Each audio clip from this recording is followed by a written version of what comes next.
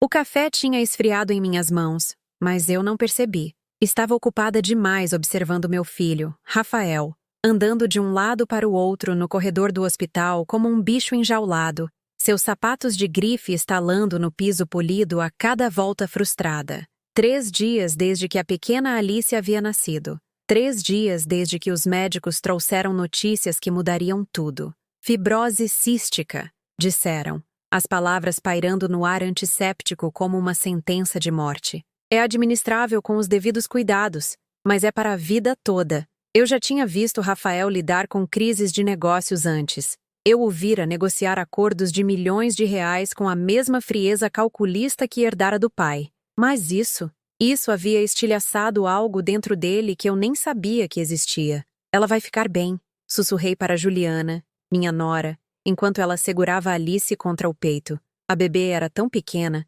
tão perfeita, seus dedinhos enrolados na ponta de seu cobertor rosa. Os médicos disseram que com o tratamento... Rafael parou de andar e se virou para nós. Sua voz aguda, capaz de cortar o ar. Vocês sabem o que isso significa, mãe? Medicações diárias, visitas ao hospital, fisioterapia respiratória, escolas especializadas, uma vida inteira sendo diferente. Os braços de Juliana apertaram a bebê e vi algo piscar no rosto dela. Medo, mas não do diagnóstico. Medo dele. Rafael, por favor, disse ela suavemente. Ela é nossa filha. Vamos lidar com o que vier. Lidar?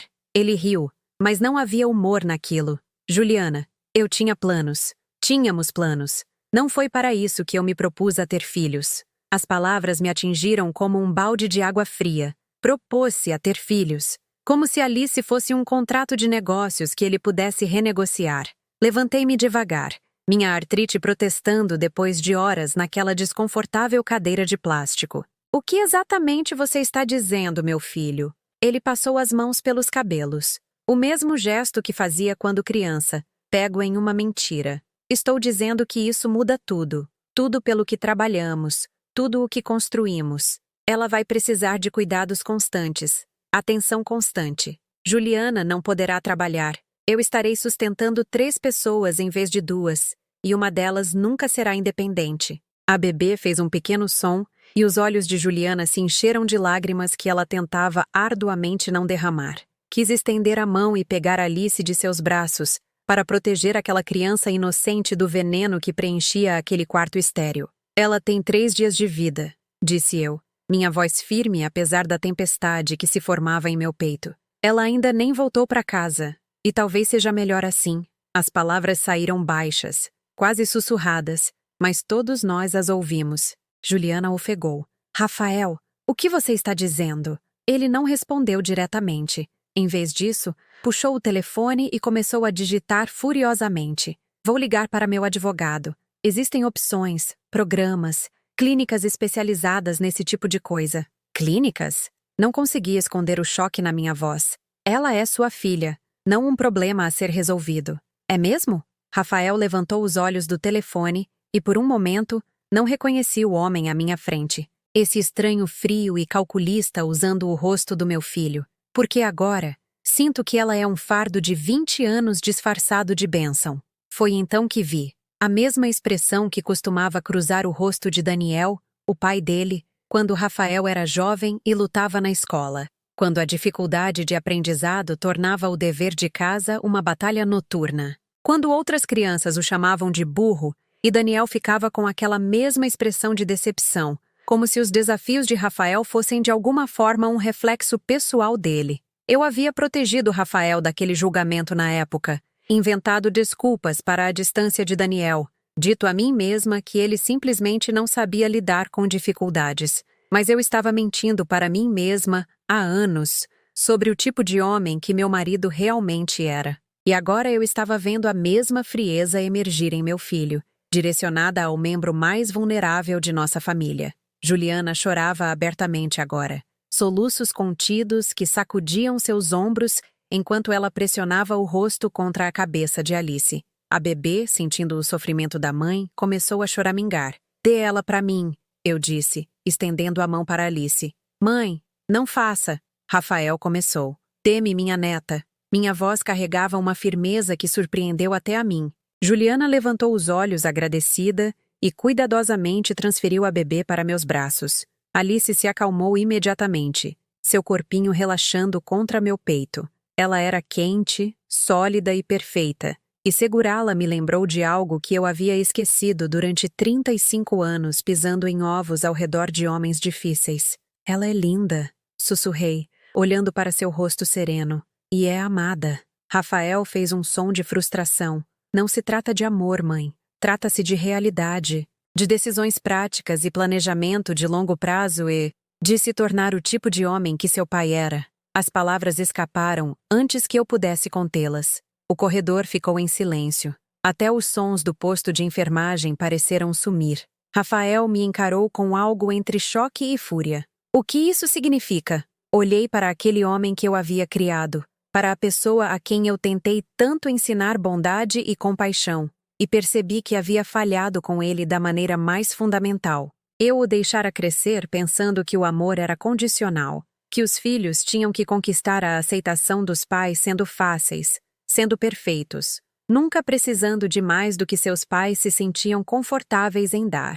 Significa, disse eu calmamente, ainda segurando Alice perto, que você está parado em um quarto de hospital falando em abandonar sua filha de 3 dias porque ela não é conveniente para seus planos. Exatamente como seu pai quis te abandonar quando a escola ficou difícil.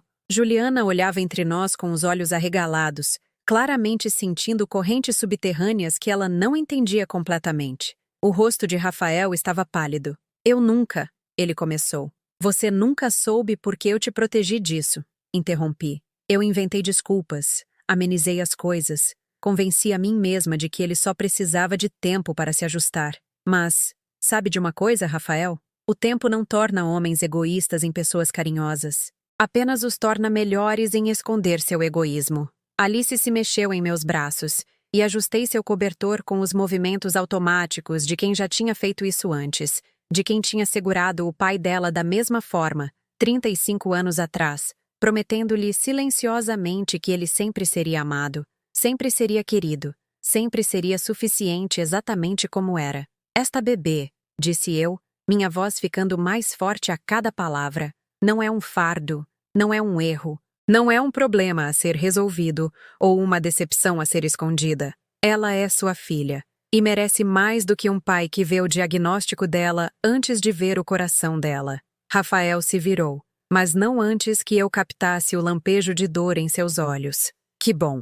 Talvez isso significasse que ainda havia esperança para ele. Talvez o homem que tentei criar ainda estivesse lá em algum lugar, enterrado sob camadas da influência de seu pai e das expectativas da sociedade sobre sucesso e perfeição. Mas enquanto segurava minha neta e observava meu filho lutar com sentimentos que ele nunca havia aprendido a processar de forma saudável, percebi algo que me gelou a espinha. Proteger Alice exigiria mais do que amor e boas intenções. Exigiria que eu finalmente fizesse o que deveria ter feito 35 anos atrás. Exigiria que eu fosse o tipo de mãe e avó que coloca as necessidades dos filhos antes do conforto dos adultos. Mesmo que esse adulto fosse meu próprio filho. 2 semanas depois, eu estava sentada na sala de estar de Juliana, observando meu filho fingir ser um pai. Ele segurava Alice como se ela pudesse quebrar.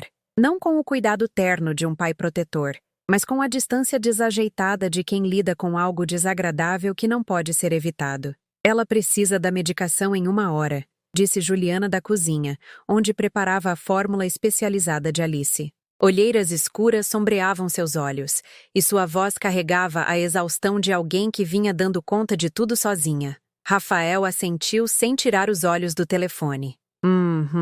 Rafael, você me ouviu? Eu ouvi. Seu polegar rolava os e-mails com indiferença praticada. Medicação. 1 hora. Vi os ombros de Juliana caírem enquanto ela voltava a medir o pó e a água morna com a precisão de um químico. Cada mamadeira exigia um cálculo cuidadoso, os nutrientes certos, as enzimas certas, o tempo certo. Era um balé de necessidades médicas que ela havia dominado em 14 dias, enquanto meu filho dominava a arte de estar presente, mas ausente. Deixe-me ajudar, disse eu levantando-me. Você não precisa, Juliana começou. Eu quero. Aproximei-me dela no balcão, notando como suas mãos tremiam levemente enquanto ela misturava a fórmula. Você tem feito isso sozinha por tempo demais. Ela olhou para a sala de estar onde Rafael estava sentado, ainda absorvido em seu mundo digital. Ele está se ajustando, sussurrou ela, mas nem ela parecia convencida. Está? Antes que ela pudesse responder, Alice começou a choramingar. O som que deveria ter desencadeado uma resposta parental imediata mal foi registrado por Rafael. Ele olhou rapidamente para cima e depois voltou ao telefone, como se o choro da bebê fosse um ruído de fundo que ele tinha aprendido a filtrar.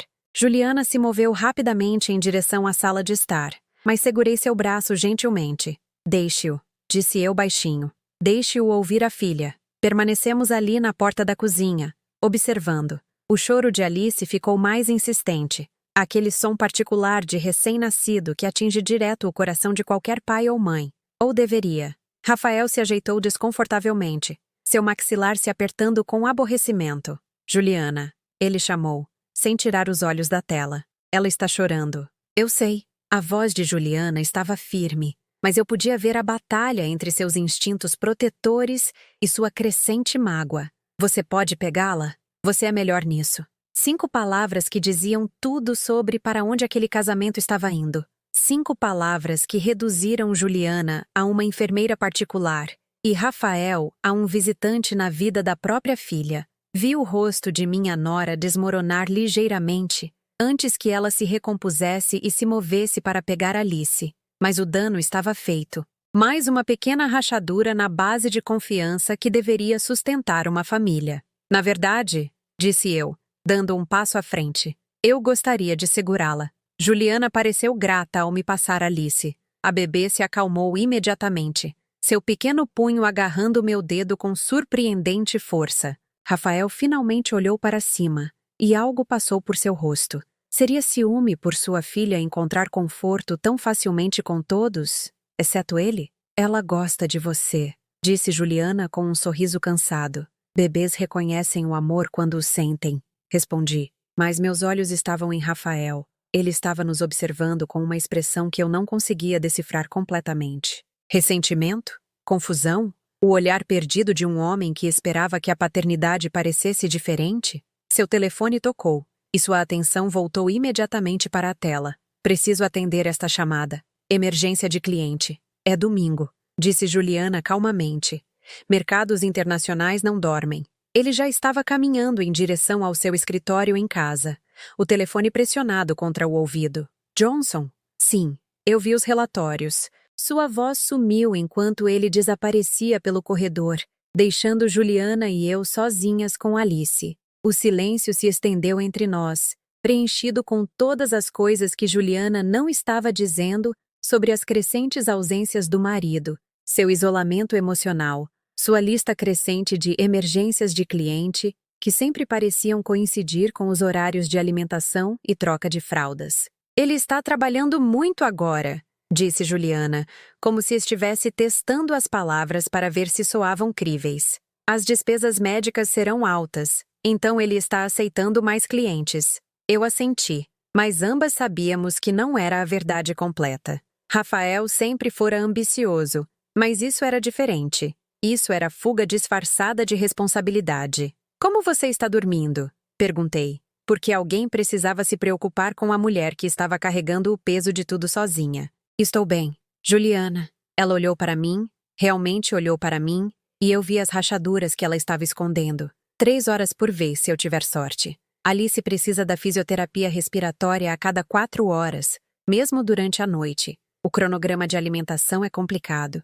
E com Rafael trabalhando tanto, ela parou, não querendo expressar o que ambas sabíamos. Você precisa de ajuda. Eu dou conta. Claro que dá, mas você não deveria ter que dar. Alice fez um pequeno som, e a atenção de Juliana se concentrou imediatamente na bebê, com a hipervigilância de uma mãe que aprendera que todo som, toda mudança, poderia ser clinicamente significativa. Ela tem ganhado peso? Perguntei. Devagar. O médico diz que é normal bebês com FC terem dificuldade em ganhar peso, mas cada grama conta. A voz de Juliana carregava o peso da monitoração constante, de transformar a maternidade em uma missão médica, onde a falha não era uma opção. De seu escritório, podíamos ouvir a voz de Rafael aumentar com autoridade profissional. Não, isso não é aceitável. Discutimos os parâmetros claramente. Ele estava confiante ali, no controle, comandando respeito e obtendo resultados. Tudo o que a paternidade não estava lhe proporcionando. Você tem ajuda durante o dia? Perguntei. Minha mãe vem quando pode, mas ela também está cuidando dos filhos da minha irmã desde o divórcio. Juliana ajustou o cobertor de Alice com precisão desnecessária. E Rafael sugeriu que eu não voltasse a trabalhar ainda. Ele diz que é melhor eu focar na Alice em tempo integral. A maneira como ela disse sugeriu, me disse que não tinha sido uma sugestão. Outra decisão tomada por ela. Outra escolha tirada em nome do que era melhor para todos. Exceto para a mulher que realmente fazia o trabalho. O que você fazia antes de Alice? Eu era designer gráfica. Freelance principalmente, mas tinha alguns clientes fixos. Seus olhos brilharam levemente com a lembrança. Na verdade, eu estava montando para começar minha própria agência. Você ainda pode fazer isso. Agora não. Alice precisa... Ela gesticulou vagamente para os suprimentos médicos alinhados na mesa de centro, como um mostruário de farmácia. Este é meu trabalho agora. Ouvi a resignação em sua voz, a aceitação de um futuro que ela nunca havia escolhido, mas estava aprendendo a navegar. E ouvi outra coisa, a morte lenta de sonhos adiados indefinidamente. Rafael apareceu na porta, deslizando o telefone no bolso com a expressão satisfeita de quem havia resolvido mais uma crise por pura força de vontade. Tudo resolvido? Juliana perguntou. Por enquanto, ele olhou para Alice em meus braços, e por um momento, algo quase paternal cruzou seu rosto. Como ela está? Ela está perfeita, eu disse, falando a verdade. A medicação, eu dei a ela há 20 minutos. Juliana interrompeu calmamente. Enquanto você estava na ligação, ele teve a decência de parecer ligeiramente envergonhado.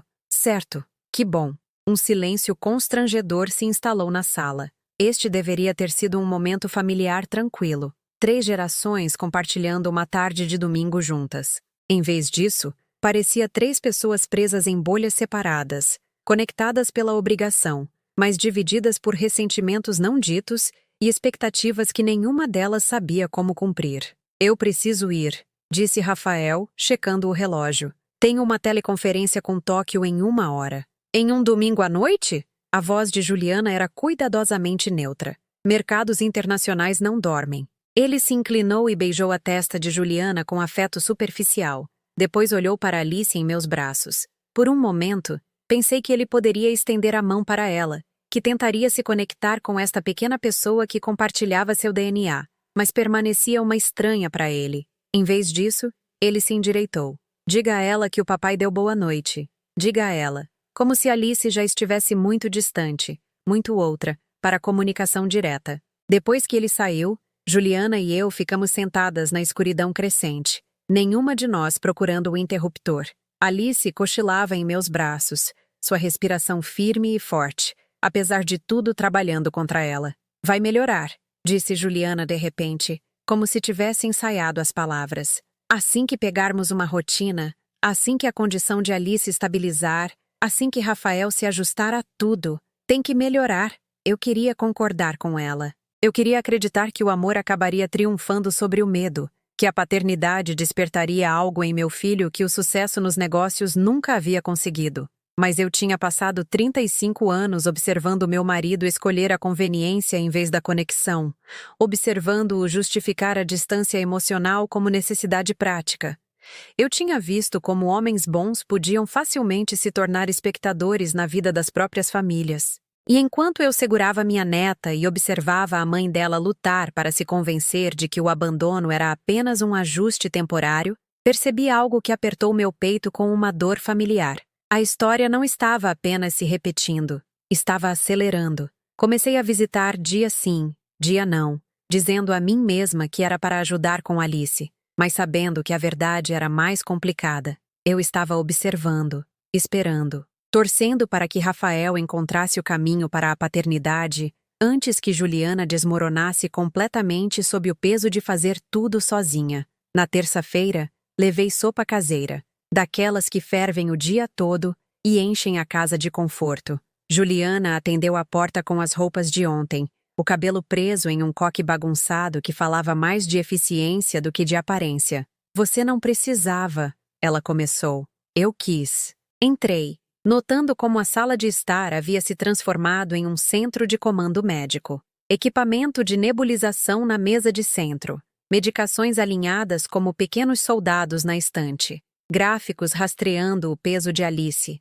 Horários de alimentação e sintomas, presos à geladeira com precisão matemática. Alice estava em sua cadeirinha vibratória, acordada e alerta, seus olhos brilhantes seguindo os movimentos pela sala. Com 6 semanas de vida, ela já mostrava personalidade, o jeito como agarrava os brinquedos com determinação, como estudava os rostos com concentração séria, o minúsculo sorriso que aparecia quando ouvia vozes familiares. Ela é linda, eu disse, sentando-me ao lado dela. Olhe para esses olhos. Rafael diz que ela se parece com a mãe dele. A voz de Juliana carregava uma tensão que eu estava aprendendo a reconhecer. Ele vive apontando características que o lembram dela, a mãe dele. Minha falecida sogra, que morreu quando Rafael tinha 12 anos e que se tornou, na mitologia familiar, a mulher perfeita que ninguém conseguiria igualar.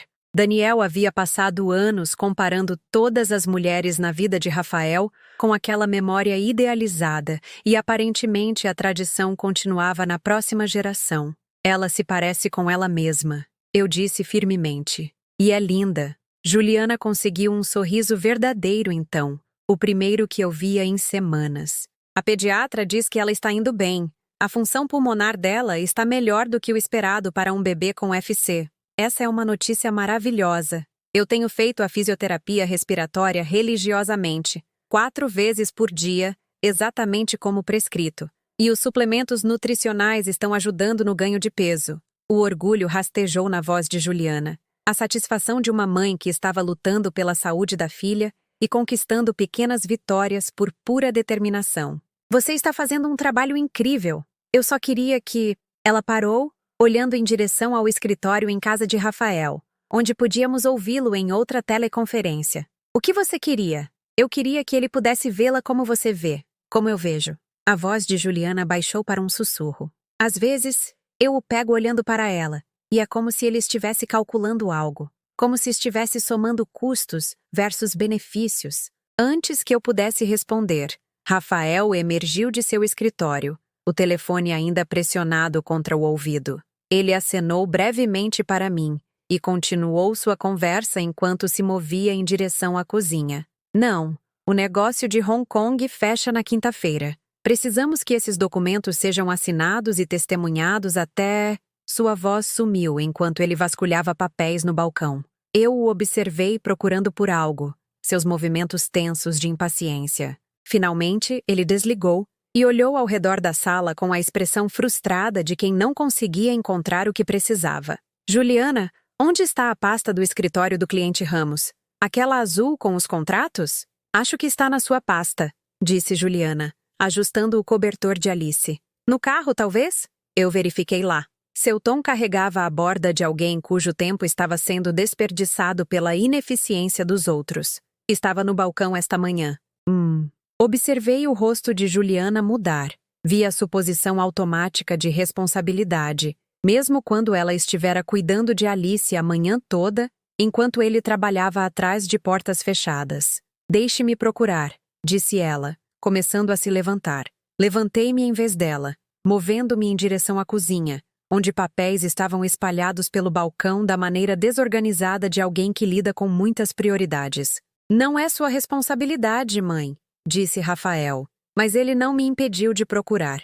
Encontrei a pasta debaixo de uma pilha de prontuários médicos de Alice. Ironicamente, os mesmos documentos que rastreavam o progresso de sua filha enquanto ele procurava por papéis de negócios. O simbolismo não passou despercebido por mim. Aqui, eu disse, entregando-lhe a pasta. Obrigado. Ele a pegou sem me encarar, já escaneando o conteúdo. Juliana, vou chegar tarde hoje. A reunião com o cliente Ramos foi adiada para as 7, e depois tem um jantar com a equipe de Singapura. São 3 noites esta semana, disse Juliana calmamente. Mercados internacionais não dormem. Ele disse isso como se justificasse tudo, como se fornecer dinheiro fosse equivalente a fornecer presença. E o tratamento respiratório delas, 8. Você disse que queria aprender a fazer.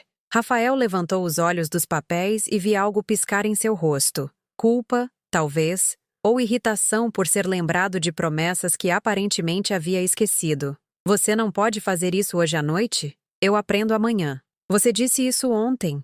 Juliana, estou fazendo isso pela nossa família. Sua voz carregava o tom paciente de alguém explicando verdades óbvias para alguém muito emocional para entendê-las. Alice vai precisar de especialistas, equipamentos, medicações pelo resto da vida. Esse dinheiro não aparece magicamente. Eu sei disso, mas... Mas o quê? Você quer que eu recuse oportunidades de carreira para que eu possa ver você fazer a fisioterapia respiratória na nossa filha? Você é perfeitamente capaz de cuidar da saúde dela. É isso que mães fazem. As palavras ficaram suspensas no ar como um tapa. É isso que mães fazem. Como se a paternidade fosse opcional quando os filhos se tornavam inconvenientes ou clinicamente complexos. Senti algo quente subir no meu peito, mas antes que eu pudesse falar, a voz de Juliana cortou a tensão. E o que os pais fazem, Rafael? Ele pareceu genuinamente surpreso com a pergunta, como se a resposta fosse tão óbvia que mal precisasse ser dita. Pais providenciam. Pais garantem que suas famílias tenham o que precisam para sobreviver e prosperar. Pais fazem as escolhas difíceis e sacrifícios para que todos os outros possam ter segurança. Se ele gesticulou em direção a Alice em sua cadeirinha vibratória. É exatamente o que estou fazendo. Ela precisa de você, não apenas do seu contra-cheque. Ela precisa de cuidados médicos que custam mais do que a maioria das pessoas ganha em um ano. Ela precisa de um futuro que não dependa de esperar que o plano de saúde cubra tratamentos experimentais. Ela precisa de um pai que seja realista sobre o que é necessário para criar uma criança com necessidades especiais neste mundo. Necessidades especiais. Ele disse isso como um diagnóstico que ainda estava aprendendo a aceitar, uma categoria que colocava Alice em algum lugar fora do reino das expectativas parentais normais. Ela precisa de um pai que possa segurá-la sem parecer que é uma obrigação, eu disse calmamente. A sala ficou em silêncio. Até Alice parecia sentir a mudança na atmosfera, seus olhos brilhantes movendo-se entre os adultos cujas vozes tinham assumido tons que ela era muito jovem para entender, mas madura o suficiente para sentir. Rafael se virou para me encarar completamente pela primeira vez desde que chegara. Desculpe? Você ouviu o que eu disse. Não acho que você entenda a pressão sob a qual estou agora. A realidade financeira desta situação. Eu entendo que você está usando o trabalho como desculpa para evitar criar laços com sua filha, porque ela não é o bebê fácil e saudável que você encomendou. O fôlego que Juliana prendeu foi audível. O rosto de Rafael corou de raiva, mas por baixo eu vi outra coisa. O lampejo de reconhecimento que surge quando alguém diz uma verdade que você tem evitado. Isso é completamente injusto. É? Quando foi a última vez que você a alimentou? Trocou a fralda? Fez o tratamento respiratório? Quando foi a última vez que você a segurou apenas porque quis, não porque Juliana a entregou para você? Eu estou trabalhando 16 horas por dia para evitar descobrir que ela é apenas um bebê que precisa do papai. Aproximei-me da cadeirinha vibratória de Alice, apoiando a mão gentilmente na borda. Ela não sabe que deveria ser cara ou complicada. Ela só sabe se as pessoas ao seu redor respondem a ela com amor ou ressentimento. Rafael me encarou por um longo momento, e eu pude vê-lo processando se defendia a si mesmo ou atacava meu direito de julgar sua paternidade. Finalmente, ele escolheu uma terceira opção. Ele riu. Não era exatamente uma risada cruel, mas era desdenhosa. A risada de alguém que decidiu que a outra pessoa estava sendo ingênua sobre realidades que ela não poderia possivelmente entender. Mãe, com todo o respeito, você criou seus filhos em uma era diferente, quando contas médicas não levavam famílias à falência e crianças com necessidades especiais tinham expectativas mais baixas para seus futuros. Não estamos mais nos anos 80. Você está certo, eu disse calmamente. Nos anos 80, deixei seu pai me convencer de que a distância emocional era uma necessidade prática. Eu o deixei tratá-lo como um fardo quando a escola ficou difícil, em vez da criança que precisava de apoio extra. Eu inventei desculpas para a ausência dele, em vez de exigir a presença dele. A risada de Rafael desapareceu. Então sim, esta é uma era diferente. O que significa que você pode escolher entre repetir esses erros ou fazer melhor. Entre ser o pai de que você precisava, ou o pai que você teve. Juliana observava essa troca com olhos arregalados, provavelmente se perguntando se deveria intervir ou se esconder. Alice fez um pequeno som. Não choro. Apenas a vocalização suave de um bebê que estava contente e alerta, e completamente inconsciente de que sua própria existência estava sendo debatida pelos adultos que deveriam protegê-la incondicionalmente. Rafael olhou para a filha por um longo momento e prendia a respiração, esperando que este pudesse ser o momento em que algo mudasse dentro dele. Em vez disso, ele pegou sua pasta e se dirigiu à porta. Eu tenho que ir. Continuamos esta conversa quando eu voltar para casa hoje à noite. Rafael, Juliana começou. Juliana, você está se saindo ótima com ela. Melhor do que eu, de qualquer forma. Algumas pessoas são naturais nisso. E algumas pessoas precisam se concentrar no que realmente são boas. Ele saiu sem beijar nenhuma das duas para se despedir. No silêncio que se seguiu, Alice começou a choramingar. Juliana se moveu para pegá-la, mas suas mãos tremiam tanto que eu estendi a mão para a bebê em seu lugar. Ele está errado, sussurrei, segurando Alice perto enquanto Juliana finalmente se permitia chorar. Ele está com medo, e está errado, e vai perder a coisa mais importante que ele jamais terá a chance de amar. Mas enquanto eu embalava minha neta e observava a mãe dela desmoronar, percebi algo que me gelou o sangue. Rafael não estava apenas fugindo de suas responsabilidades, ele estava fugindo de sua filha, e a menos que algo mudasse em breve, esse isolamento se tornaria permanente. As 3 semanas seguintes passaram em um borrão de distância cautelosa e silêncio crescente. Eu ainda visitava, mas algo fundamental havia mudado após aquele confronto na cozinha de Juliana. Rafael era educado quando nossos caminhos se cruzavam. O tipo de cordialidade superficial que parecia mais insultante do que hostilidade aberta. Ele começou a cronometrar suas chegadas e partidas para minimizar a sobreposição com minhas visitas. Quando nos encontrávamos, ele acenava com a cabeça e fazia pequenas conversas sobre o tempo ou fazia perguntas genéricas sobre minha saúde, como se eu fosse uma vizinha que ele era obrigado a reconhecer, em vez da mulher que o havia criado. Como a senhora está se sentindo, mãe? Ele perguntava enquanto rolava a tela do telefone. Estou bem, Rafael. Bom, que bom. E então ele desaparecia em seu escritório ou encontrava tarefas urgentes que exigiam atenção imediata. O homem que costumava me ligar 2 vezes por semana para discutir tudo, desde estresse no trabalho até recomendações de restaurantes, havia se tornado um estranho educado morando no mesmo CEP emocional de sua filha doente. Juliana tentava preencher a lacuna entre nós, oferecendo atualizações sobre a agenda de trabalho de Rafael ou explicando sua ausência com justificativas cada vez mais criativas. Ele tem ficado mais no escritório do centro, disse ela uma tarde, enquanto Alice cochilava em seus braços. O deslocamento é mais fácil para as ligações dele de manhã cedo. Ambas sabíamos que ele tinha um escritório em casa perfeitamente funcional. Ambas sabíamos que suas ligações matinais aconteciam há anos, sem exigir pernoites. Mas Juliana precisava acreditar que a ausência do marido era temporária e prática, e não permanente e pessoal. Parei de corrigir suas mentiras suaves. Qual era o sentido? Ela estava se protegendo da mesma forma que eu me protegi durante os piores anos do meu casamento com Daniel, criando explicações razoáveis para comportamentos irracionais, encontrando lógica em escolhas que eram puramente emocionais.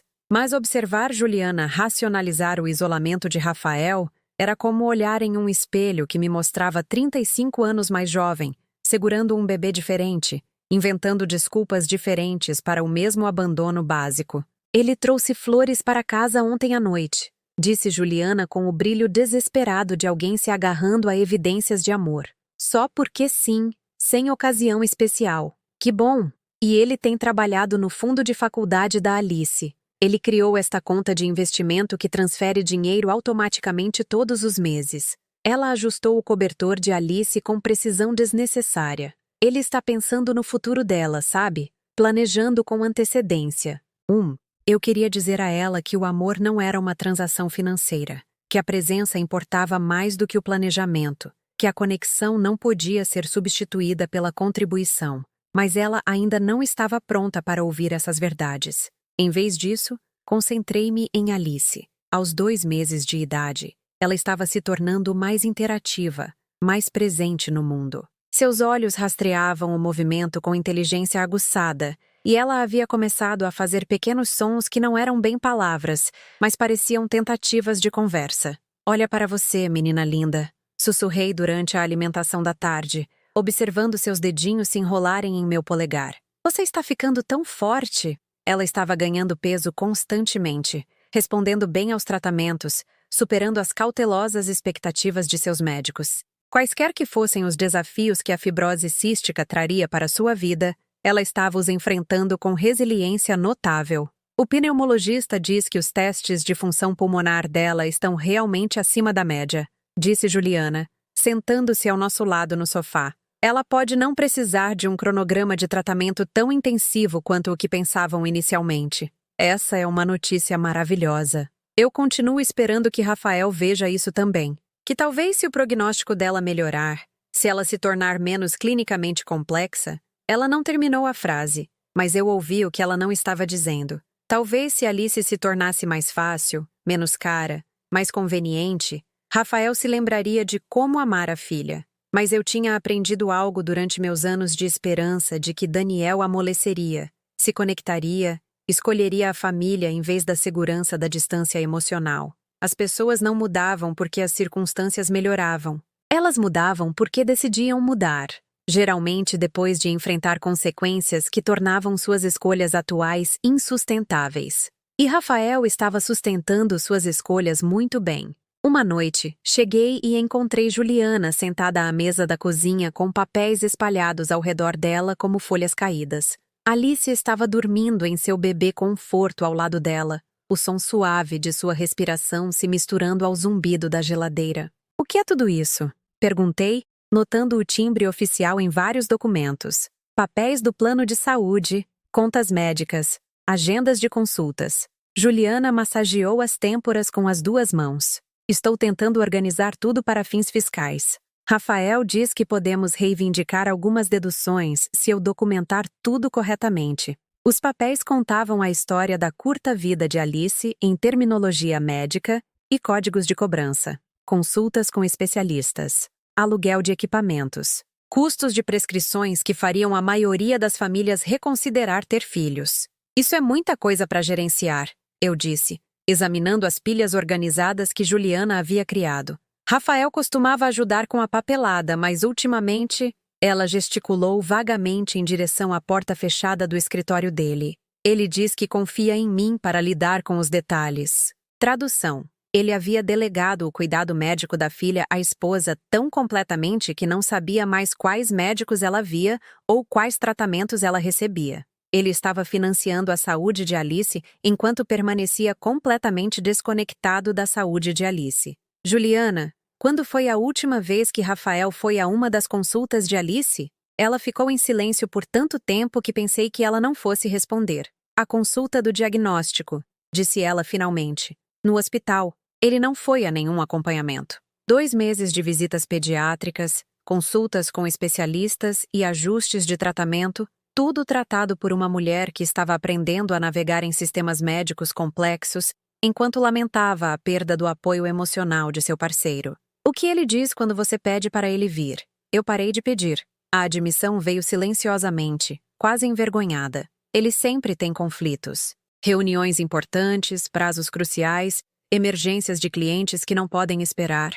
É mais fácil simplesmente lidar com isso eu mesma do que ter que lidar com a decepção. Eu reconheci aquela resignação. O momento em que você para de lutar pelo que precisa porque a luta em si se torna mais exaustiva do que o problema original. Naquela noite, fui para minha casa vazia e sentei na cadeira onde havia embalado Rafael durante incontáveis doenças, lesões e pesadelos da infância. A mesma cadeira onde eu o segurei durante suas lutas com a leitura, quando outras crianças o chamavam de burro e seu pai olhava para os boletins com visível decepção. Eu protegi Rafael do julgamento de Daniel na época. Inventei desculpas para a distância do pai, convenci a mim mesma de que Daniel simplesmente não sabia lidar com dificuldades. Eu disse a Rafael que o papai o amava, mas tinha dificuldade em demonstrar, que o estresse do trabalho fazia o papai parecer zangado quando na verdade ele estava apenas preocupado. Todas aquelas mentiras suaves projetadas para proteger uma criança da verdade de que seu pai a achava inconveniente. Agora Rafael estava usando o mesmo roteiro emocional com a própria filha, e eu estava observando Juliana contar a si mesma as mesmas histórias protetoras que eu havia abraçado. Mas desta vez era diferente. Desta vez, eu não era uma esposa jovem esperando que o marido mudasse, se ela apenas se esforçasse mais, amasse melhor, pedisse menos. Desta vez, eu era uma avó que havia aprendido que alguns padrões se repetem até que alguém tenha a coragem de quebrá-los. Peguei meu telefone e rolei as mensagens antigas de Rafael, procurando evidências do homem que eu havia criado. Fotos do nascimento de Alice, quando seu sorriso parecia genuíno. Mensagens sobre equipamentos de bebê e móveis de berçário, quando ele parecia investido em se preparar para a paternidade. Ela é perfeita, ele havia escrito no dia em que Alice nasceu. 10 dedos nas mãos, 10 nos pés e os olhos de Juliana.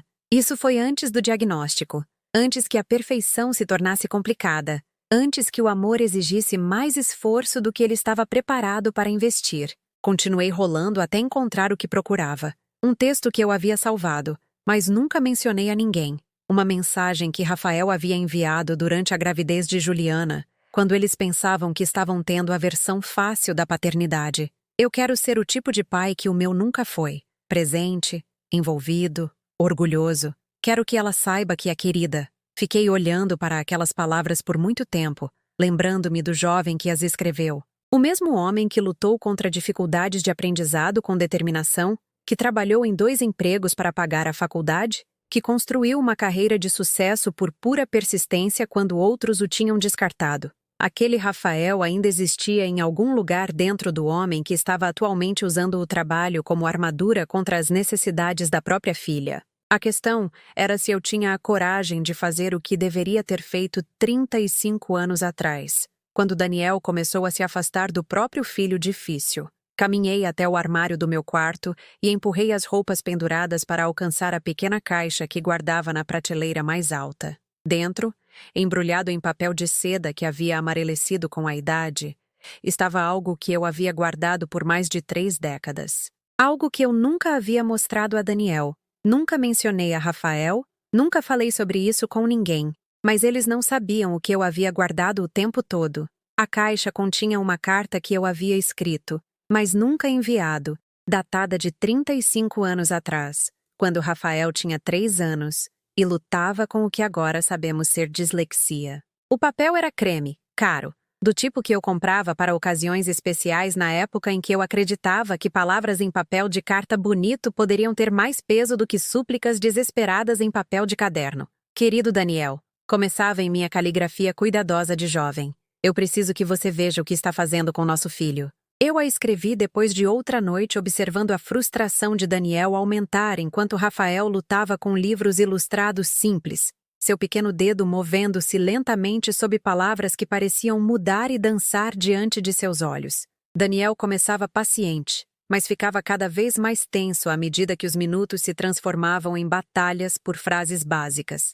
Ele não é burro, a carta continuava. Ele é diferente. E diferente não significa danificado ou decepcionante ou menos digno do seu amor. Lembrei-me de escrever aquelas palavras nesta mesma mesa de cozinha depois que Rafael foi para a cama em lágrimas, convencido de que era burro porque o papai ficava zangado toda vez que tentavam ler juntos. Eu tinha derramado meu coração naquele papel, explicando como a impaciência de Daniel estava prejudicando a confiança de nosso filho, como Rafael havia começado a se encolher quando o pai se aproximava com um livro. O amor não deve ser condicional ao desempenho, eu havia escrito. Os filhos não devem conquistar o afeto dos pais sendo fáceis. A carta tinha 3 páginas, cheia de observações sobre os pontos fortes de Rafael, sua criatividade, sua determinação. Eu havia documentado incidentes específicos em que a crítica de Daniel havia reduzido nosso filho a lágrimas, momentos em que o encorajamento poderia ter construído confiança em vez de esmagá-la. Eu a selei em um envelope e a carreguei em minha bolsa por semanas, esperando o momento certo para entregá-la a Daniel. O momento em que ele estaria receptivo, calmo, aberto a ouvir que sua abordagem estava machucando o filho que ambos amávamos. Esse momento nunca chegou. Toda vez que eu pensava em entregar a carta, Daniel fazia algo gentil. Trazia para casa o sorvete favorito de Rafael, ajudava com um dever de casa difícil, elogiava um desenho que Rafael havia feito. Esses pequenos gestos me convenciam de que talvez ele estivesse mudando por conta própria, que talvez minha carta não fosse necessária, afinal. Então, continuei esperando. E esperando. Até que a carta se tornou uma relíquia de esperança, em vez de uma ferramenta para a mudança. Enterrada em uma caixa com outros artefatos da mulher que eu era antes de aprender que manter a paz era mais fácil do que exigir justiça. Agora, segurando aquele papel amarelado em minhas mãos de 70 anos, eu podia ver o padrão claramente. Passei décadas protegendo os sentimentos de homens que não conseguiam lidar com as emoções dos filhos que dependiam deles. Eu inventei desculpas, criei explicações, amenizei danos em vez de impedi-los em primeiro lugar. Com Daniel, convenci a mim mesma de que a paciência acabaria por ensiná-lo a amar o filho incondicionalmente. Com Rafael, eu estava vendo Juliana cometer o mesmo erro, mas desta vez era diferente. Desta vez, eu não era uma esposa jovem com medo de perturbar um casamento que eu não podia me dar ao luxo de perder. Desta vez, eu era uma avó cuja única obrigação era proteger um bebê que não podia se proteger. Na manhã seguinte, liguei para Juliana. Como você está, querida? Eu estou... Houve uma longa pausa. Estou cansada, Helena. Muito, muito cansada. A admissão me atingiu como um golpe físico. Juliana nunca reclamava. Nunca pedia ajuda diretamente. Nunca admitia que o peso de gerenciar sozinha o cuidado de Alice estava esmagando seu espírito.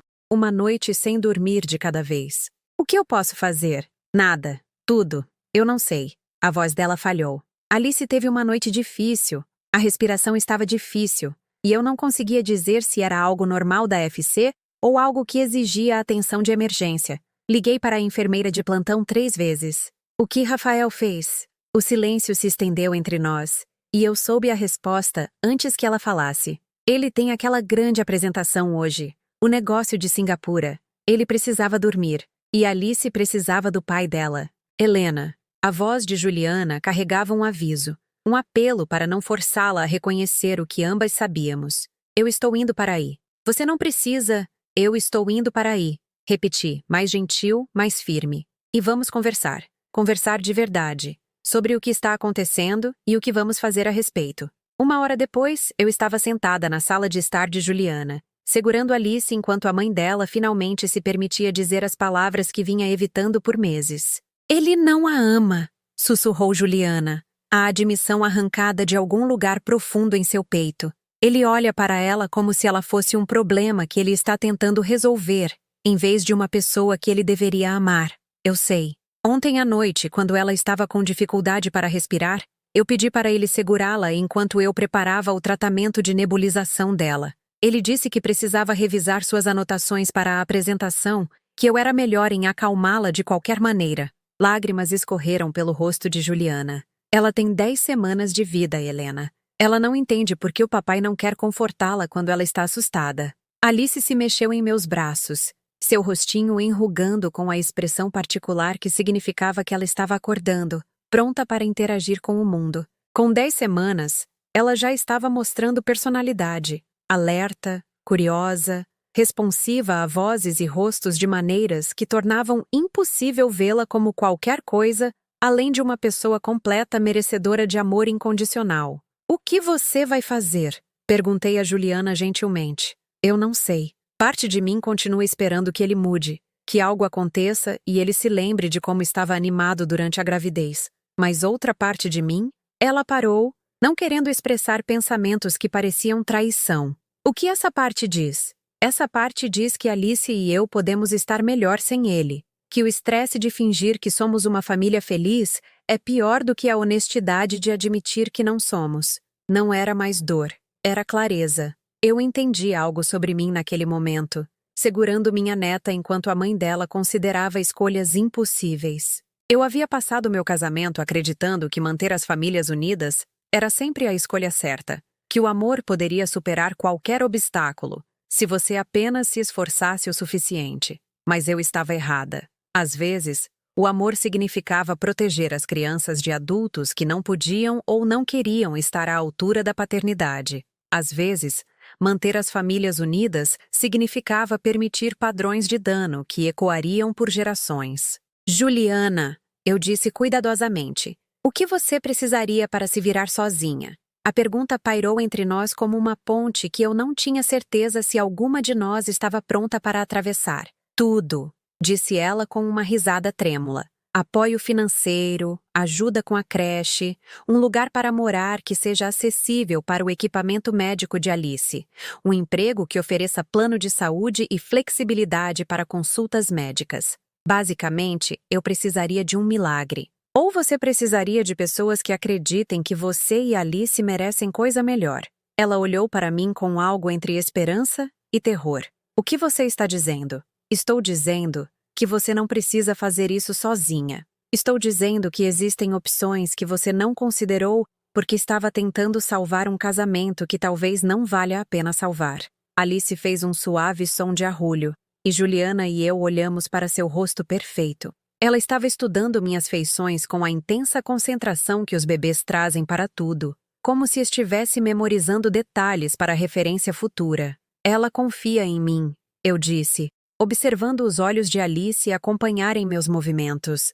Ela não sabe que sou velha ou inexperiente com cuidados modernos de bebê. Ela não sabe sobre minha artrite, ou minha renda limitada, ou qualquer uma das razões práticas pelas quais eu poderia não ser a pessoa ideal para ajudar a criá-la. Ela apenas sabe que eu a seguro com amor em vez de obrigação.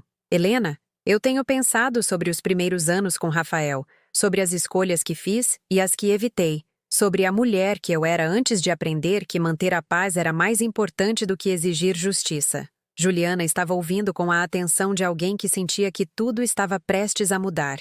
Eu tenho algumas economias, continuei, as palavras vindo de um lugar de certeza que eu não acessava há décadas. Não muito para alguns padrões, mas o suficiente para ajudar a preencher a lacuna enquanto você descobre seus próximos passos. Eu tenho tempo, energia e 35 anos de experiência amando um filho que precisava de mais do que a parentalidade tradicional poderia oferecer. Você está falando sobre... Estou falando sobre o que Alice precisa. O que você precisa. O que eu preciso, se for para ser honesta. Eu reposicionei a bebê ligeiramente, maravilhada com a naturalidade de segurá-la, de ser responsável pelo conforto imediato dela. Passei a infância de Rafael tentando consertar o pai dele em vez de proteger meu filho das limitações do pai. Não cometerei esse erro com Alice. Pela primeira vez em meses, vi esperança real piscar no rosto de Juliana. Rafael nunca perdoará você por ficar do meu lado contra o dele. Rafael fez sua escolha quando decidiu que Alice era inconveniente em vez de essencial. Agora estou fazendo a minha. Alice bocejou, um pequeno som que nos lembrou a ambas de quão inocente ela era em todo este drama adulto. Ela não sabia que o pai a achava cara ou complicada. Ela não entendia que seu diagnóstico havia desapontado pessoas que deveriam celebrar sua existência, independentemente das circunstâncias. Tudo o que ela sabia era que alguns braços a seguravam com alegria e outros a seguravam com dever, e ela merecia passar a infância nos braços que escolhiam a alegria. Como seria isso? Perguntou Juliana calmamente. Seria o que decidíssemos fazer. Talvez você e Alice morando aqui comigo até você se estabelecer. Talvez eu me mude para mais perto de onde você quiser construir sua nova vida. Talvez algo completamente diferente que ainda não pensamos. E Rafael? Pensei na carta que nunca enviei. Em 35 anos de esperança de que homens escolheriam a conexão em vez do conforto. Sobre a diferença entre permitir as limitações de alguém e proteger as crianças das consequências dessas limitações. Rafael sempre será o pai de Alice, eu disse finalmente. Mas ele perdeu o direito de determinar os termos de como ela é amada. Se ele quiser fazer parte da vida dela, precisará provar que pode priorizar o bem-estar dela em detrimento de sua conveniência. Juliana assentiu lentamente, e eu pude vê-la começando a imaginar possibilidades que ela estava com medo de considerar. Não será fácil, eu a avisei. Nada disso foi fácil, ela respondeu. Mas pelo menos assim, Alice cresceria sabendo que é querida. Não-me. Em meus braços, Alice fez outro som suave, e percebi que ela estava olhando diretamente para mim, com o olhar claro de alguém que entendia, em algum nível primal, que seu mundo estava prestes a mudar, para melhor. Juliana se mudou para minha casa em uma terça-feira de manhã, quando Rafael estava em São Paulo para uma conferência de negócios de 3 dias. Planejamos cuidadosamente, em silêncio, com a precisão metódica de mulheres que aprenderam que, às vezes, a sobrevivência exigia estratégia em vez de confronto. Você tem certeza disso? Juliana perguntou pela 10ª vez enquanto carregávamos o equipamento médico de Alice para o meu quarto de hóspedes, o nebulizador, o colete de percussão torácica, os monitores especializados que rastreavam seus padrões respiratórios durante a noite. Cada peça de equipamento representava meses de negociações com o plano de saúde e consultas médicas que Rafael havia delegado inteiramente à esposa. Tenho certeza. Eu ajustei o berço portátil que havíamos posicionado perto da janela, onde a luz da manhã alcançaria o rosto de Alice suavemente. Este quarto sempre foi feito para um bebê. Apenas levei 70 anos para encontrar o certo. Alice estava cochilando em seu bebê conforto, exausta das atividades da manhã, mas dormindo pacificamente daquela maneira profunda que bebês saudáveis dormem quando se sentem seguros. Com 12 semanas de vida, ela havia se desenvolvido em suas feições, a estrutura óssea delicada de Juliana, mas com um estado de alerta que parecia distintamente dela. Os médicos estavam cautelosamente otimistas sobre sua resposta ao tratamento. Seu ganho de peso era constante, sua função pulmonar estável, seu desenvolvimento geral adiantado em relação ao cronograma. Ela está prosperando, disse o pneumologista pediátrico a Juliana durante a consulta da semana passada. Alguns bebês com FC lutam muito mais no primeiro ano. Alice parece estar respondendo excepcionalmente bem ao seu regime de tratamento. A ironia não passou despercebida por nenhuma de nós. Alice estava superando as expectativas médicas enquanto o pai falhava em atender às mais básicas emocionais. Juliana organizou as medicações de Alice no armário da minha cozinha com precisão farmacêutica, cada frasco rotulado com instruções de dosagem e requisitos de tempo. Observando-a organizar nossa nova rotina, fiquei impressionada com o quão competente ela havia se tornado em gerenciar cuidados médicos complexos, enquanto lamentava a perda de seu casamento. A enfermeira visitadora vem às terças e sextas-feiras, disse ela, colocando o colete de fisioterapia torácica em seu local designado. Ela é maravilhosa com Alice e tem me ensinado técnicas avançadas para quando Alice for mais velha. E quanto à agenda de trabalho de Rafael? Quando ele notará que você não está lá? As mãos de Juliana pararam por um momento. Ele tem ficado mais no escritório do centro ultimamente. Às vezes ele não volta para casa por 2 ou 3 dias. A voz dela era cuidadosamente neutra. Deixei um bilhete explicando que precisávamos de espaço para resolver as coisas, que ficaríamos em um lugar seguro enquanto decidíamos nossos próximos passos. Esperei que ela continuasse, entendendo que ela precisava processar essa decisão no seu próprio ritmo. Eu também deixei o cartão de visitas do advogado dele na mesa da cozinha, disse ela calmamente. Aquele que cuidou dos acordos de sociedade dele. Se ele quiser discutir custódia ou arranjos de pensão, ele pode ligar para eles e agendar uma reunião. A praticidade de sua abordagem me impressionou. Sem drama, sem ultimatos, sem cenas emocionais que pudessem ser descartadas mais tarde como histeria temporária. Apenas comunicação clara sobre circunstâncias alteradas e contatos profissionais para discussões legais. Como você se sente em relação a isso? Perguntei. Aliviada, disse ela imediatamente, e então pareceu surpresa com a própria honestidade. Eu estava segurando a respiração por meses, esperando que ele se lembrasse de como nos amar. Pisando em ovos, inventando desculpas, fingindo que estava tudo bem quando obviamente não estava. Ela se moveu para verificar Alice, ajustando seu cobertor com a precisão automática de uma mãe, cuja atenção estava sempre semi-centrada nas necessidades da filha. Agora posso apenas me concentrar no que ela precisa, sem me preocupar se minhas escolhas vão irritá-lo ou atrapalhar a agenda dele. A voz de Juliana ficou mais forte a cada palavra. Posso levá-la às consultas médicas sem pedir desculpas pelo inconveniente. Posso fazer o tratamento respiratório dela sem sentir que preciso ficar em silêncio para que ele possa trabalhar. Posso amá-la sem ter que defender constantemente porque ela merece esse amor.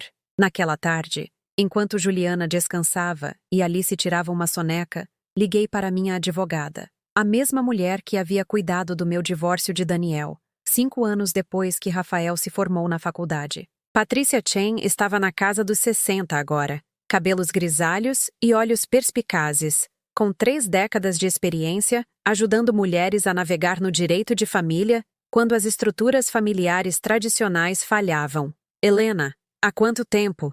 Disse Patrícia quando sua assistente me transferiu. Como posso ajudar você?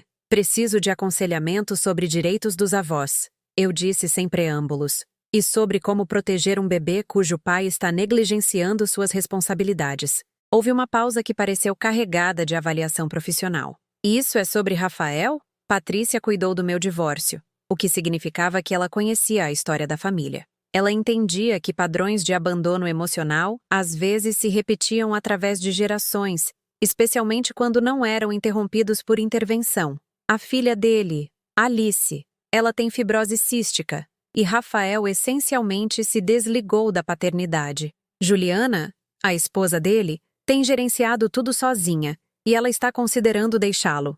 E você quer saber quais direitos teria para manter um relacionamento com sua neta se o casamento se desfizer? Eu quero saber quais direitos teria para protegê-la se o pai continuar priorizando tudo, exceto o bem-estar dela. Outra pausa, mais longa desta vez. Essa é uma pergunta mais complicada. Estamos falando de negligência documentada? Abuso? Incidentes específicos sobre os quais você poderia testemunhar no tribunal? Pensei no isolamento sistemático de Rafael, na delegação de todas as responsabilidades parentais a Juliana, em sua ausência nas consultas médicas, em seu óbvio ressentimento por um bebê cujo único crime era exigir mais cuidado do que ele havia planejado. Negligência emocional, eu disse finalmente. Nada dramático o suficiente para o conselho tutelar, mas crônico o suficiente para prejudicar uma criança que cresce sabendo que o pai a vê como um fardo.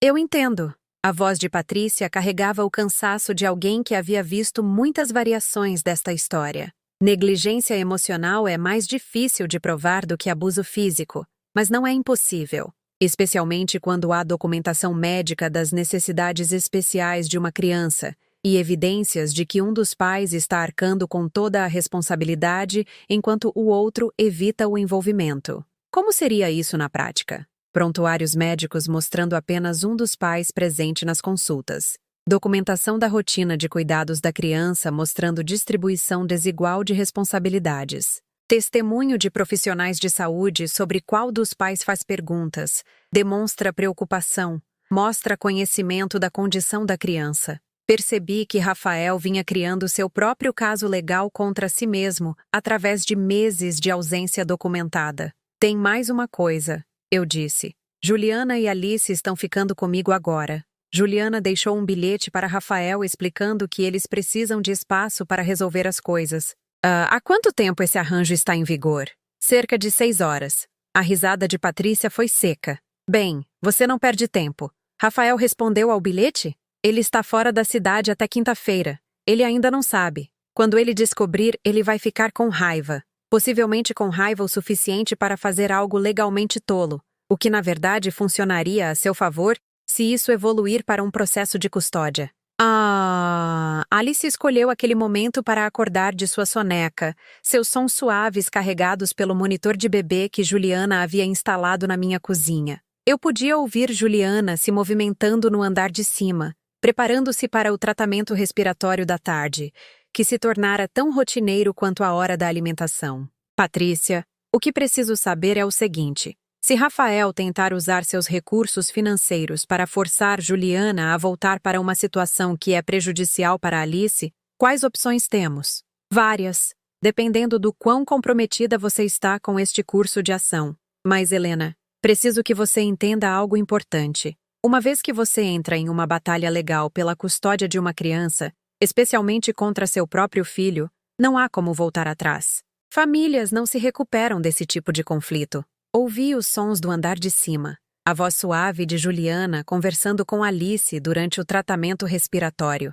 As respostas satisfeitas de Alice. A eficiência tranquila de uma mãe que aprendera a fornecer cuidados médicos complexos com amor, em vez de ressentimento. Algumas famílias já estão desfeitas, eu disse. Às vezes, a escolha não é entre manter a paz e fazer a guerra. Às vezes, é entre permitir o dano e preveni-lo. Tudo bem, então. Deixe-me delinear suas opções. Conversamos por mais 20 minutos sobre estratégias legais, requisitos de documentação e as realidades de buscar direitos dos avós em casos em que pais biológicos estavam vivos, mas inadequadamente envolvidos. Patrícia foi minuciosa, honesta sobre as possibilidades e limitações da intervenção legal em situações familiares. A boa notícia, ela concluiu, é que os tribunais reconhecem cada vez mais que os melhores interesses de uma criança nem sempre são servidos mantendo as famílias biológicas intactas a qualquer custo.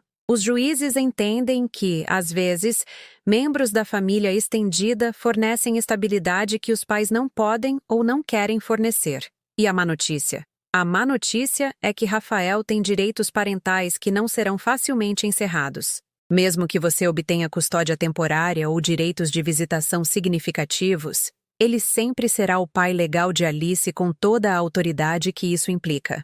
Depois que desliguei, sentei na minha cozinha, ouvindo os sons de nova vida preenchendo minha casa. Juliana cantarolando enquanto organizava as medicações noturnas de Alice. Alice fazendo as pequenas vocalizações que significavam que ela estava alerta e satisfeita.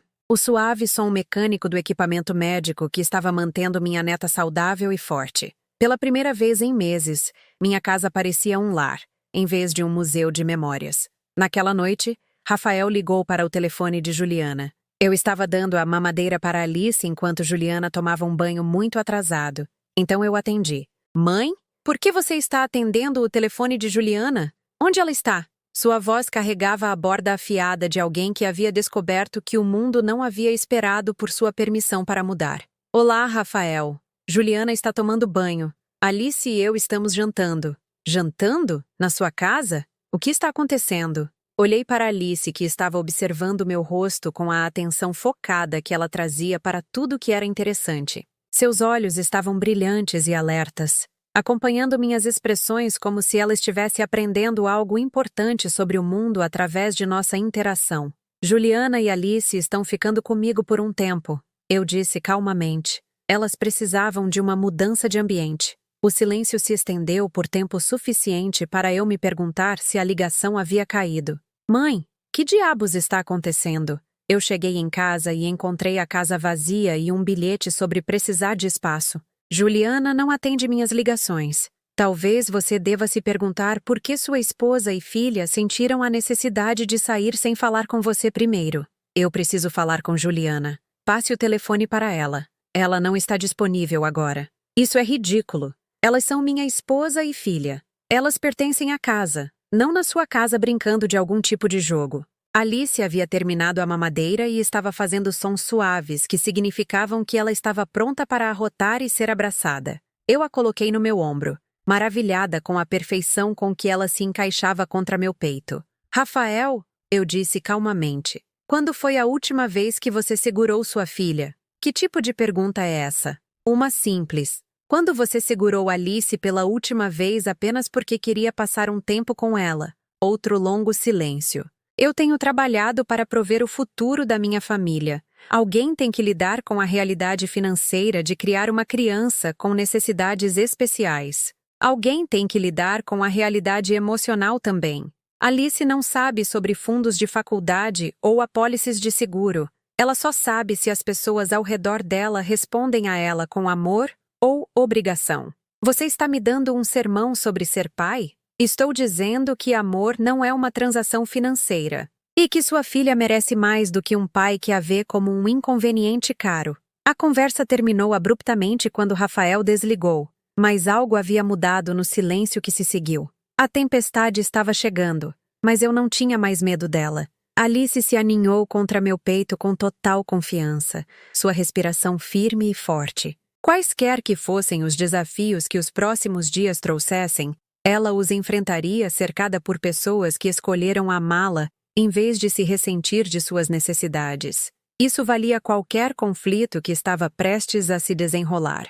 Rafael chegou à minha casa na manhã de quinta-feira sem ligar primeiro, seus passos na varanda deliberados e pesados. Pela janela, eu o observei parar na porta, ajeitando a gravata e verificando sua aparência no vidro. Os gestos automáticos de um homem que havia aprendido a abordar conversas difíceis, como negociações de negócios. Juliana estava no andar de cima fazendo o tratamento respiratório matinal de Alice, o suave zumbido do nebulizador misturando-se à sua voz gentil, enquanto ela conversava com Alice durante a rotina que haviam desenvolvido juntas. O som descia como uma canção de ninar, preenchendo minha casa com o tipo de domesticidade pacífica que estava ausente de seu casamento há meses. Quando abri a porta, Rafael estava lá em seu terno caro, pasta em uma mão e chaves do carro na outra, parecendo que havia vindo buscar bens em vez de membros da família. "Precisamos conversar", disse ele sem preâmbulos. "Bom dia para você também, Rafael. Entre." Ele entrou, mas permaneceu parado no meu hall de entrada, sua postura rígida com frustração mal contida. Eu podia vê-lo catalogando detalhes. O berço portátil de Alice visível pela porta da sala de estar, equipamentos médicos organizados ordenadamente no balcão da minha cozinha, a jaqueta de Juliana pendurada no cabide como se ela pertencesse a este lugar. "Isso já foi longe demais, mãe. Qualquer que seja o ponto que você acha que está provando, você o provou. É hora de Juliana e Alice voltarem para casa. Você perguntou a elas o que elas querem? Eu não preciso perguntar. Elas são minha família. Elas pertencem a mim." A certeza possessiva em sua voz me lembrou vividamente de seu pai. A mesma suposição de que os membros da família existiam para servir à sua conveniência, em vez de buscar seu próprio bem-estar. "Sente-se, Rafael. Eu não preciso me sentar. Eu preciso que minha esposa e filha voltem para casa para que possamos discutir esta situação como adultos em vez de ficar de joguinhos. A única pessoa jogando é você." Eu me movi em direção à sala de estar, forçando-o a me seguir ou continuar a conversa gritando pela minha casa. "Você tem brincado de casinha por meses enquanto Juliana criava sua filha sozinha." Ele me seguiu relutantemente, mas permaneceu em pé enquanto eu me acomodava na minha cadeira favorita, a mesma onde eu o embalei durante pesadelos de infância e lutas com o dever de casa. "Eu tenho trabalhado", disse ele, sua voz aumentando ligeiramente, "providenciando o futuro delas, construindo segurança financeira para uma criança que vai precisar de cuidados médicos caros pelo resto da vida." "Quando foi a última vez que você trocou a fralda de Alice?" A pergunta o pegou de surpresa. "O que isso tem a ver com qualquer coisa? Quando foi a última vez que você a alimentou? Fez o tratamento respiratório dela? Levou-a a uma consulta médica? Quando foi a última vez que você segurou sua filha sem ser solicitado?" "Juliana cuida dessas coisas. Ela é melhor nisso. Juliana cuida delas porque você não o faz. Há uma diferença." Rafael finalmente se sentou, mas na beira do sofá, como se estivesse pronto para sair a qualquer momento. "Mãe, eu não entendo o que você espera de mim. Eu trabalho 60 horas por semana para pagar os cuidados médicos de Alice. Eu peguei clientes adicionais para construir o fundo de faculdade dela. Eu pesquisei os melhores especialistas do país e garanti que nosso plano de saúde cubra tratamentos experimentais. Como isso não é ser um bom pai? Porque paternidade não é uma transação financeira. Fáceis palavras de alguém que nunca teve que se preocupar em pagar pelos cuidados de uma criança cronicamente doente. Uma acusação pairou no ar entre nós, afiada o suficiente para cortar. Ele estava usando o diagnóstico de Alice como um escudo, escondendo seu isolamento emocional atrás de preocupações legítimas sobre custos médicos. Do andar de cima, podíamos ouvir a voz de Juliana, suave e encorajadora, conversando com Alice durante o tratamento respiratório que se tornara tão rotineiro quanto o café da manhã. "Essa é minha garota esperta. Você está se saindo tão bem. A mamãe está bem aqui. Ouça isso", eu disse calmamente. "Ouvir o quê? Amor, paciência, conexão. O som de uma mãe que vê a filha como uma pessoa em vez de um problema." O maxilar de Rafael se apertou. "Você está insinuando que eu não amo minha filha?" Estou afirmando diretamente que você gastou mais energia evitando-a do que cuidando dela. Isso não é verdade. Quando foi a última vez que você esteve sozinho com Alice por mais de 10 minutos? Silêncio. Quando foi a última vez que você soube o horário de alimentação dela sem perguntar a Juliana? Mais silêncio. Quando foi a última vez que você olhou para sua filha e viu algo além de contas médicas e oportunidades perdidas? Pare. Sua voz carregava um aviso, mas sob a raiva, ouvi outra coisa. O som de um homem que sabia que estava sendo confrontado com verdades que não podia negar. Os passos de Juliana na escada interromperam a tensão. Ela apareceu na porta da sala de estar segurando Alice, que estava com os olhos brilhantes e alerta após o tratamento, pronta para interagir com o que quer que o dia pudesse oferecer de interessante. Rafael, disse Juliana calmamente, eu recebi suas mensagens. Juliana, isso é ridículo. O que quer que minha mãe tenha dito a você, o que quer que ela a tenha convencido a pensar, nós podemos resolver isso, mas não assim, não fugindo e envolvendo terceiros em nosso casamento. Alice fez um suave som de arrulho, estendendo a mão em direção à luz que entrava pela janela da minha sala de estar. Aos 3 meses de idade, ela estava se tornando mais interativa, mais presente no mundo, respondendo a vozes e rostos com claro reconhecimento e preferência. Ela é linda, eu disse, observando Alice seguir o movimento dos flocos de poeira na luz do sol. Olhe como ela está alerta, como é responsiva. Rafael olhou brevemente para a filha, mas sua atenção voltou imediatamente para Juliana. Eu agendei consultas para discutirmos isso adequadamente. Marquei horário com um terapeuta de casal para segunda-feira à tarde. Você agendou consultas sem perguntar se eu estava disponível, disse Juliana. Você está disponível. Eu chequei sua agenda. A suposição casual de que ele poderia gerenciar o tempo dela sem consulta revelava tudo sobre como ele via o relacionamento deles. Juliana era uma funcionária cuja agenda ele podia manipular, em vez de uma parceira cuja opinião importava. E se eu não quiser terapia de casal? Perguntou Juliana. Claro que você quer terapia. Ambos queremos salvar nosso casamento. Queremos? A pergunta era tão silenciosa que quase desapareceu no ar da manhã, mas carregava peso suficiente para mudar algo fundamental na atmosfera da sala. Rafael encarou a esposa como se ela tivesse falado em uma língua estrangeira. Que tipo de pergunta é essa? O tipo que tem me mantido acordada à noite por meses, disse Juliana, sentando-se na cadeira ao lado da minha. Alice imediatamente estendeu a mão para mim, e Juliana a transferiu com a coordenação fácil de mulheres que haviam aprendido a compartilhar as responsabilidades de cuidado. Juliana, você está cansada, você está sobrecarregada. Novas mães muitas vezes se sentem... Não. Sua voz carregava um aço que eu nunca tinha ouvido antes. Não me diga o que eu sinto. Não diagnostique minhas emoções ou descarte minhas preocupações como hormônios ou exaustão. Rafael parecia genuinamente surpreso com sua franqueza. Eu estou tentando ajudar. Você quer ajudar? Diga-me sobre a rotina de medicação de Alice. O quê? As medicações dela. O que ela toma? Quando ela toma e por quê? Juliana, eu não vejo como... Diga-me sobre a última consulta médica dela. O que o pneumologista disse? Quais foram os percentis de peso e altura dela? Que ajustes eles fizeram no plano de tratamento? O rosto de Rafael estava ficando vermelho de frustração. Você cuida dos detalhes médicos.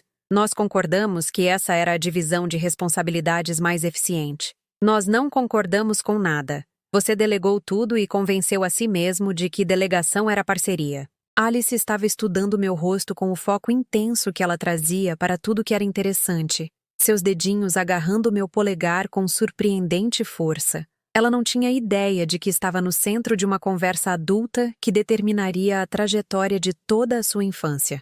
Eu trabalho para sustentar esta família, disse Rafael, sua voz aumentando. Eu aumentei nossa renda em 30% este ano para cobrir os custos dos cuidados de Alice. Eu pesquisei planos de saúde e centros de tratamento e planos de poupança para a faculdade. Como isso não é paternidade envolvida? Porque Alice não sabe sobre planos de poupança para a faculdade. Eu disse calmamente. Ela sabe se os braços do papai parecem seguros ou se parecem um dever. Isso é ridículo, sentimental. Quando ela chora à noite, quem a conforta? Juliana. Quando ela precisa da medicação, quem a dá para ela? Juliana, mas... Quando ela tem consultas médicas, quem a leva? Juliana cuida dessas coisas porque está disponível durante o dia. E quando você está disponível à noite, onde você está? Rafael se levantou abruptamente, andando em direção à janela com a energia inquieta de alguém que se sentia encurralado. Isso é insano. Vocês duas estão agindo como se prover para minha família fosse algum tipo de crime. Prover é importante, disse Juliana. Mas Alice precisa de mais do que apoio financeiro. Ela precisa de um pai que possa segurá-la sem checar o telefone. Ela precisa de um pai que saiba a rotina médica dela. Não porque memorizou para esta conversa, mas porque participa dela diariamente. Eu participo garantindo que ela tenha acesso ao melhor cuidado possível. Quando foi a última vez que você fez a fisioterapia respiratória dela? Silêncio. Quando foi a última vez que você deu a ela um tratamento de nebulização? Mais silêncio. Quando foi a última vez que você a segurou enquanto ela estava chorando e realmente conseguiu confortá-la em vez de entregá-la para mim? O silêncio se estendeu por tanto tempo que Alice começou a choramingar, sentindo a tensão na sala, embora não pudesse entender sua origem. Eu me levantei e caminhei em direção à janela onde Rafael estava, Alice aninhada pacificamente em meus braços. Olhe para ela, eu disse suavemente. Eu estou olhando para ela. Olhe de verdade. Veja o rosto dela. Não seu medo sobre o futuro dela. Veja a personalidade dela. Não o diagnóstico dela. Veja sua filha, não seu fardo. Por um momento, algo mudou na expressão de Rafael. Ele olhou para Alice. Realmente olhou para ela. E eu vi o lampejo de reconhecimento que deveria ter estado lá desde o início. Fascínio, orgulho, amor descomplicado por ressentimento. Mas o momento passou rapidamente, substituído pela familiar máscara de preocupação prática. Ela vai precisar de tanta coisa, disse ele calmamente. Especialistas, equipamentos, modificações em qualquer lugar que morarmos, escolas especializadas provavelmente, monitoramento constante, uma vida inteira sendo diferente. Ela vai precisar de amor, disse Juliana do outro lado da sala. Todo o resto é administrável se ela crescer sabendo que é querida exatamente como é. E se eu não puder dar isso a ela? A pergunta saiu crua, honesta, mais vulnerável do que qualquer coisa que ele havia dito desde o diagnóstico de Alice. E se eu olhar para ela e tudo o que consigo pensar é em como tudo vai ser mais difícil? A admissão pairou no ar como uma confissão, finalmente nomeando a verdade em torno da qual todos nós vínhamos dançando por meses. Voltei para perto dele, ainda segurando Alice, que agora cochilava contra meu ombro com a confiança total que os bebês demonstram quando se sentem absolutamente seguros. Então você deixa que as pessoas que podem amá-la incondicionalmente cuidem dela até você descobrir como ser o pai que ela merece. Eu disse calmamente. Você não finge estar presente enquanto se desliga emocionalmente. Você não faz Juliana carregar o peso da paternidade sozinha enquanto se esconde atrás de obrigações de trabalho. E se eu nunca descobrir? Então você a deixa ir. As palavras tinham um gosto amargo, mas eram verdadeiras. Porque as crianças merecem mais do que pais que as veem como obrigações, em vez de presentes. Rafael me encarou por um longo momento. E eu o vi processando a escolha que eu estava lhe oferecendo. Lutar por sua filha ou entregá-la a pessoas que lutariam por ela em seu lugar. O que eu não esperava era que ele escolhesse uma terceira opção. Ótimo, disse ele, sua voz fria de decisão. Se é assim que todos vocês se sentem, se Alice está melhor sem mim, então é isso que ela terá. Ele se virou em direção à porta sem beijar a filha para se despedir, sem tentar confortar a esposa, sem reconhecer que estava prestes a se afastar das responsabilidades mais importantes de sua vida. Rafael, Juliana o chamou. Meu advogado entrará em contato sobre os arranjos de custódia, disse ele sem se virar. Já que todos parecem pensar que sou um pai tão terrível, vamos formalizar isso. A porta se fechou atrás dele com uma quietude final, deixando as três de nós em um silêncio que parecia devastador e aliviador ao mesmo tempo. Alice se mexeu em meus braços, mas não acordou, sua respiração firme e pacífica, apesar do caos que cercava sua jovem vida. Nós acabamos de desmantelar uma família? Perguntou Juliana, as lágrimas começando a cair. Não, eu disse, segurando minha neta mais perto. Nós apenas paramos de fingir que boas intenções e apoio financeiro eram a mesma coisa que amor. Pela primeira vez em meses, Minha casa estava completamente pacífica. 6 meses depois, acordei com o som de Alice rindo em sua cadeirinha de alimentação, enquanto Juliana preparava o café da manhã na minha cozinha. A luz da manhã entrava pelas janelas que eu havia mantido fechadas por muitos anos, iluminando uma casa que havia se transformado de um museu de memórias em um lar cheio de propósito. Alguém está de bom humor esta manhã, disse Juliana, limpando a papinha de maçã do queixo de Alice. Aos 9 meses de idade, Alice estava sentada com confiança, estendendo a mão para tudo ao seu alcance e respondendo ao seu nome com sorrisos brilhantes que iluminavam cada cômodo em que ela entrava. Ela dormiu a noite toda de novo, eu disse, sentando-me ao lado delas com meu café. São 4 noites seguidas. A nova rotina está funcionando. A voz de Juliana carregava a satisfação de uma mãe que havia encontrado seu ritmo. A doutora Martinez acha que podemos reduzir os tratamentos respiratórios dela para 2 vezes ao dia em breve. Alice balbuciou algo que soava quase como conversa, seus olhos brilhantes e engajados enquanto ela seguia os movimentos pela cozinha. Sua mais nova obsessão era tentar se alimentar sozinha, um esforço bagunçado que resultava em mais comida no rosto do que na boca, mas que demonstrava sua determinação em dominar novas habilidades. Olhe para você, garota independente, eu disse, observando-a agarrar um pedaço de banana macia com concentração feroz. Você sabe exatamente o que quer. A transformação física em Alice foi notável, mas a transformação emocional em Juliana foi igualmente impressionante. Sumiram as olheiras sob seus olhos, a ansiedade constante em gerenciar os cuidados médicos sozinha, a resignação exausta de quem carregava muito peso. Ela havia encontrado trabalho de meio período fazendo design gráfico em casa, flexível o suficiente para acomodar a agenda médica de Alice, mas envolvente o suficiente para lembrá-la de que ela tinha talentos além do cuidado infantil. Rafael ligou ontem, disse Juliana calmamente, sem me encarar. Senti meu peito apertar com instintos protetores familiares. O que ele queria? Ver Alice. Ele diz que o terapeuta dele acha que seria benéfico para os dois se ele começasse a construir um relacionamento com ela. Rafael esteve notavelmente ausente desde que saiu da minha sala de estar, 6 meses atrás. Seu advogado cuidou de toda a comunicação sobre apoio financeiro, pagamentos generosos de pensão que chegavam pontualmente, mas sem notas pessoais ou pedidos de visitação. Ele vinha financiando os cuidados de Alice, enquanto mantinha total distância emocional, tratando a paternidade como um serviço de assinatura que ele podia manter sem participação ativa. O que você acha? Perguntei com cautela. Juliana tirou Alice da cadeirinha de alimentação, acomodando-a em seu colo, onde ela imediatamente estendeu a mão para o colar de Juliana com dedos agarradores. Eu acho que parte de mim esperava que ele descobrisse como ser o pai dela.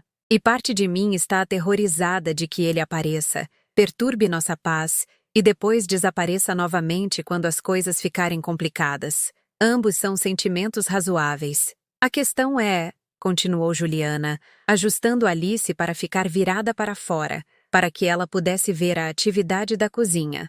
Alice não sabe que deveria sentir falta de ter um pai. Ela está feliz, saudável, prosperando. Ela tem 2 pessoas que a adoram incondicionalmente e nunca experimentou a confusão de ser tratada como um fardo. Alice fez um som delicioso enquanto nosso gato passeava pela cozinha, seus olhos seguindo o movimento dele com fascínio. Ela havia descoberto recentemente que apontar resultava em atenção adulta direcionada para o que quer que a interessasse. Uma percepção poderosa para alguém que estava apenas começando a entender causa e efeito. O que você disse a ele? Que ele é bem-vindo para visitar, mas que a rotina e o bem-estar de Alice vêm em primeiro lugar. Que ele não pode tratá-la como um hobby de fim de semana que ele retoma quando é conveniente. A voz de Juliana estava firme, confiante de uma maneira que teria sido impossível 6 meses atrás, e que se ele quiser fazer parte da vida dela, ele precisa estar preparado para amá-la como ela é, não como ele gostaria que ela fosse. A campainha interrompeu nossa conversa, e senti uma familiar agitação de ansiedade. Não estávamos esperando ninguém, e visitantes inesperados haviam se tornado motivo de preocupação desde a partida de Rafael. Pela janela da frente, vi uma figura familiar, Patrícia Shen, minha advogada, segurando o que parecia ser um envelope oficial. Eu atendo, eu disse, tirando Alice dos braços de Juliana. Ela veio de bom grado, aninhando-se contra meu quadril com o conforto fácil de alguém que havia aprendido que meus braços eram sempre seguros. Patrícia! Eu disse, abrindo a porta. Que surpresa! Bom dia, Helena. Espero que não se importe de eu ter passado por aqui, mas achei que você gostaria de ver isso imediatamente. Ela ergueu o envelope com a expressão de alguém trazendo boas notícias. Entre. Juliana está na cozinha. Nos reunimos ao redor da mesa da cozinha, onde Patrícia espalhou documentos com a cerimônia cuidadosa de quem apresenta uma vitória muito esperada. O advogado de Rafael me contatou ontem. Ela começou. Aparentemente, Rafael está em terapia há vários meses, trabalhando seus sentimentos sobre o diagnóstico de Alice e seus próprios medos sobre a paternidade. Juliana e eu trocamos olhares. Esta era a primeira vez que qualquer uma de nós ouvia falar de terapia. De acordo com a recomendação de seu terapeuta, Rafael decidiu renunciar aos seus direitos parentais voluntariamente. As palavras pairaram no ar como algo bom demais para ser verdade. Senti Juliana ficar muito quieta ao meu lado. O que isso significa na prática? Perguntou Juliana. Significa que ele está legalmente encerrando seu status como pai de Alice. Sem direitos de custódia, sem direitos de visitação, sem autoridade para tomar decisões sobre os cuidados ou educação dela. A voz de Patrícia era profissionalmente neutra, mas eu podia ver aprovação em seus olhos. Também significa que não há obrigações de pensão alimentícia, embora ele tenha indicado que deseja continuar fazendo pagamentos voluntários para as despesas médicas de Alice. Por quê? A voz de Juliana era mal um sussurro. Patrícia consultou suas anotações. A declaração dele diz, e cito, Alice merece um pai que possa amá-la sem reservas. Eu não posso fornecer isso, mas posso garantir que ela seja criada por pessoas que possam. Alice escolheu aquele momento para balbuciar algo que soava notavelmente como mamã, estendendo a mão para Juliana com os 2 braços. Juliana a pegou automaticamente, segurando-a perto enquanto processava informações que mudariam fundamentalmente suas vidas. Tem mais, continuou Patrícia. Ele também concordou com um arranjo formal de adoção. Se você quiser, Helena, você pode legalmente adotar Alice como a segunda mãe dela. Você teria os mesmos direitos e responsabilidades que Juliana, e Alice estaria legalmente protegida se algo acontecesse com qualquer uma de vocês. Olhei para este bebê que havia trazido tanto propósito de volta à minha vida, que confiava em mim completamente, que nunca conheceu um dia em que não foi querida exatamente como era. Sim, eu disse sem hesitação. Com certeza sim. Juliana estava chorando agora, mas eram lágrimas de alívio, em vez de dor. Ela nunca terá que se perguntar por que o pai não lutou por ela, disse ela suavemente. Ela nunca terá que inventar desculpas para alguém que não podia amá-la completamente. Alice, sentindo a emoção da mãe, estendeu a mão para acariciar o rosto de Juliana com curiosidade gentil. Aos 9 meses de idade, ela já estava demonstrando a empatia que as crianças desenvolvem quando são criadas em ambientes onde as emoções são reconhecidas e validadas, em vez de suprimidas ou descartadas. Há mais uma coisa, disse Patrícia puxando um último documento. Uma carta de Rafael. Para você, Helena. Peguei o envelope com as mãos que não estavam muito firmes, reconhecendo a caligrafia cuidadosa de Rafael em papel de carta caro. O mesmo tipo que eu havia usado uma vez para uma carta que nunca enviei. Eu devo ler agora? Isso fica a seu critério. Abri o envelope cuidadosamente, consciente de que Juliana estava observando meu rosto em busca de pistas sobre seu conteúdo. Querida mãe, começou. Eu sei que você provavelmente pensa que estou pegando o caminho mais fácil, e talvez eu esteja, mas observar você e Juliana amarem Alice da maneira que ela merece me fez perceber algo que eu deveria ter entendido meses atrás. O amor não é algo em que você tem que trabalhar quando é real. Deve parecer natural, instintivo, protetor. Deve fazer você querer ser melhor, em vez de fazê-la se ressentir por ter que tentar. Eu não sei por que não consigo amá-la da maneira que um pai deveria. Talvez seja porque o papai nunca me deu o modelo de amor incondicional. Talvez seja porque sou muito egoísta para colocar as necessidades de outra pessoa antes da minha conveniência. Talvez seja porque eu simplesmente não sou feito para o tipo de sacrifício que a paternidade real exige. O que eu sei é que Alice é extraordinária. Ela é forte, alerta, linda e completamente inocente de qualquer responsabilidade pelas minhas falhas como pai. Ela merece crescer sentindo-se querida e celebrada, não tolerada e gerenciada. Você e Juliana podem dar isso a ela. Eu não posso. E fingir o contrário apenas nos machucaria mais do que eu já fiz. Sinto muito por ter demorado tanto para perceber que me afastar era a coisa mais gentil que eu poderia fazer pela minha filha. Sinto muito por eu não ter sido o pai que você me criou para ser ou o homem que você merecia ter como filho. Cuide dela. Cuidem uma da outra. Alice tem sorte de ter vocês duas. Com amor, Rafael. PS. Eu encontrei a carta que você escreveu para o papai quando eu era pequeno. Aquela sobre ele precisar me amar sem reservas. Estava nos papéis dele depois que ele morreu. Você estava certa naquela época. E está certa agora. Algumas pessoas não deveriam ser pais até aprenderem a amar sem condições. Eu ainda estou aprendendo. Dobrei a carta cuidadosamente, minha garganta muito apertada para falar imediatamente. Depois de 35 anos, Rafael havia encontrado a carta que eu estava com muito medo de enviar. Palavras que poderiam ter salvado a ambos décadas de dor se eu tivesse tido a coragem de entregá-las quando poderiam ter feito a diferença. Ele encontrou sua carta? Perguntou Juliana gentilmente. A que eu escrevi, mas nunca enviei. Sobre Daniel precisar amar Rafael incondicionalmente. Olhei para Alice, que estava brincando com o cabelo de Juliana com intensa concentração. Passei décadas me perguntando o que teria acontecido se eu tivesse sido corajosa o suficiente para lutar pelo meu filho da maneira que estamos lutando por Alice. Você está lutando por ela agora, disse Juliana. Isso é o que importa. A papelada levou 3 semanas para ser finalizada. 3 semanas de procedimentos legais que transformaram nossa família improvisada em uma oficial, completa com ordens judiciais e certidões de nascimento revisadas e decretos de adoção que tornaram tudo permanente. No dia em que a adoção se tornou oficial, celebramos em silêncio, apenas nós 3 no meu quintal,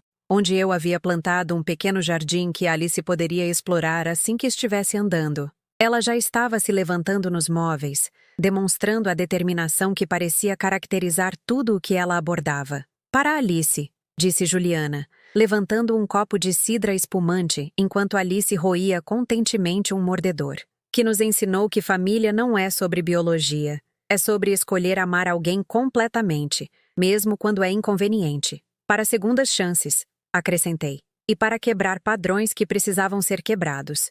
Alice olhou entre nós com a curiosidade brilhante que havia se tornado sua marca registrada, como se entendesse que aquele momento era significativo, mesmo que não pudesse compreender seu significado completo.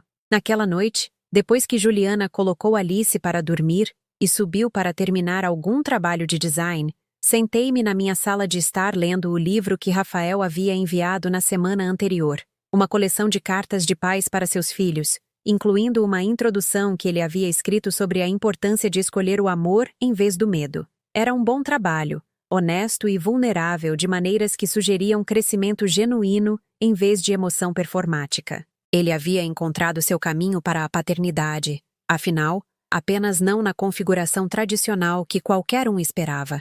A casa estava quieta, exceto pelo som suave da respiração de Alice através do monitor de bebê e o rangido ocasional da madeira se acomodando.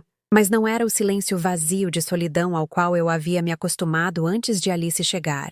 Este era o silêncio pacífico de um lar onde as pessoas estavam seguras e amadas e livres para se tornarem quem elas foram feitas para ser. Pensei na carta que escrevi 35 anos atrás, sobre a coragem que chega tarde demais para mudar o passado, mas bem a tempo de proteger o futuro. Sobre a diferença entre manter a paz e lutar pelo que as crianças precisam para prosperar. Às vezes, as batalhas mais importantes acontecem em salas de estar, em vez de tribunais, travadas com perguntas gentis, em vez de confrontos dramáticos. Às vezes, a vitória se parece com um bebê dormindo pacificamente, porque ela nunca teve que duvidar se é querida. Às vezes, o silêncio é a verdade mais alta, não o silêncio de coisas não ditas, mas o silêncio de um coração finalmente em paz, com as escolhas que mais importam. Alice se mexeu através do monitor, fazendo sons suaves que significavam que ela estava sonhando. E percebi que algumas histórias não terminam com reconciliação dramática ou transformação repentina. Às vezes, elas terminam com um bebê que crescerá sabendo que foi lutada, escolhida e amada sem reservas, por pessoas que entenderam que família é algo que você constrói, em vez de algo que você herda. Isso era suficiente. Isso era tudo.